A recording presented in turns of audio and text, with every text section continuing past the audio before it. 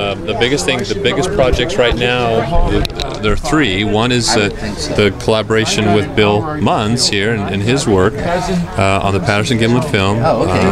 I also have funding to advance the Virtual Footprints Archive, where we're creating a database of these three-dimensional scans of the footprint casts. Right. Doing that, and the newest thing is what we're calling the Falcon Project. Yeah. The brainchild of William Barnes, and we're very eager to How do you think that's going to work? Because typically these areas you go to are the forest canopy is so thick. Well, that's the purpose of having the helium-filled balloon, which has the ability to hover.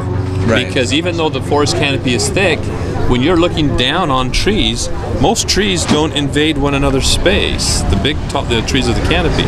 So there's gaps around them, and it's down through those gaps that we'll be able to see the forest floor. Right. And with thermal imaging, hovering and looking vertically, there'll be much less canopy to have to penetrate, as opposed to an oblique view from a fixed-wing airplane flying over an area, in tight spirals, but still looking down at an angle, which greatly increases the depth of the forest canopy that has to be penetrated, which makes it impractical. And that's why when you look at examples of wildlife shots done by aerial photography, aerial surveys using thermal, and there are companies that do this professionally, that do it under contract to the Fish and Game and so forth. They're usually like moose out in a tundra area where there's hardly any trees, or there was a picture I saw, a picture of deer coming out of the forest into a pasture, and they're counting the deer. But you're right, they're limited to those more open areas. So that's. And there are also are areas where there's more broken, especially like in the Intermountain West, and places like the Blue Mountains in southeastern Washington, where there is a much more of a mosaic kind of an environment. We may not have as much luck in some place like the Olympic Peninsula. On the Joe Rogan podcast, Bobo said, what did he say? He said, technology is catching up to the Squatch. Would you kind of agree with that? Well, I think it's incumbent on us as researchers to try to employ the most state-of-the-art technologies. Right. And certainly, this will be a prototype airship that will, the likes of which have not been in the air before. And now, on the subject, you were just talking on the panel about the DNA. Yeah. What, as far as it's come in a short period of time in the work that guys like Brian Sykes have been doing, how good in this field is the DNA without a type specimen? Well, without a type specimen, then we're dealing with a sequence of an unknown species.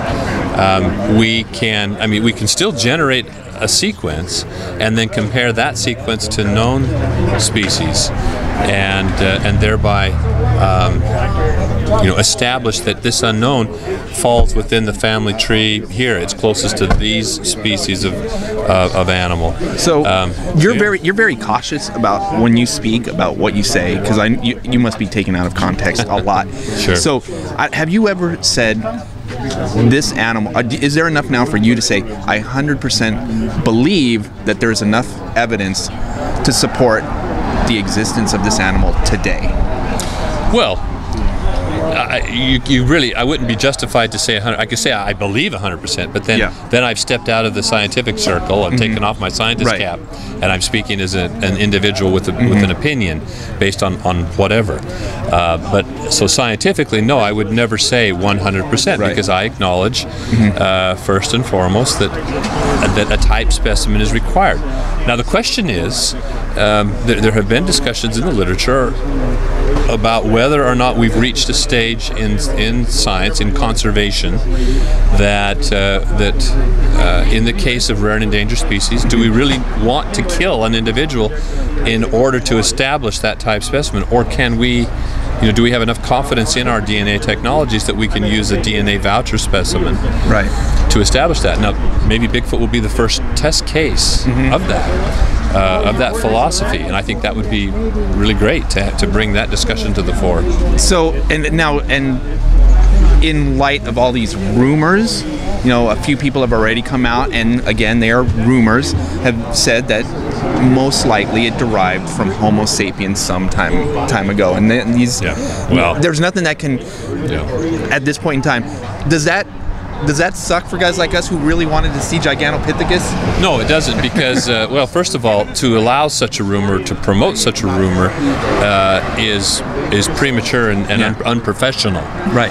Reflects very poorly on the source of those rumors. It flies such a conclusion, or such a speculation at this stage, would fly in the face of so much other evidence that speaks to the contrary of that. So I dismiss it as simply that. It's nothing more than a rumor.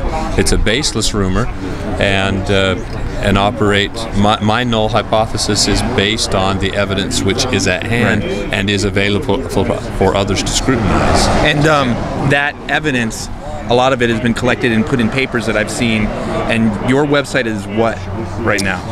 Well, your relic hominid. Oh, inquiry. yes. Well, yes, and it's not my website. Right.